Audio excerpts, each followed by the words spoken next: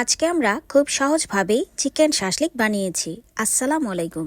এটি বানানোর জন্য আমরা প্রথমে মাংসগুলোকে ছোট ছোট করে কেটে নিয়েছি। মেরিনেট করার জন্য প্রথমেই দিয়েছি ম্যাজিক মশলা, আরও দিয়েছি soya sauce, paprika powder, chilli flakes, tandoori মশলা, লেবুর রস, টক দই, সামান্য পরিমাণ চিনি ও লবণ, জিরার গুঁড়া, গোলমরিচের গুঁড়া, সামান্য পরিমাণ সয়াবিন তেল, আদা ও রসুনের পেস্ট, ধনিয়া গুঁড়া ও গরম মশলার গুঁড়া। সবশেষে দিয়ে দিয়েছি টমেটো সস ও পরিমাণ মতো কর্নফ্লাওয়ার। সবগুলো ইনগ্রিডিয়েন্টস দিয়ে ভালোভাবে মেরিনেট করে মাংসটা কয়েক ঘন্টা রেখে দিয়েছি।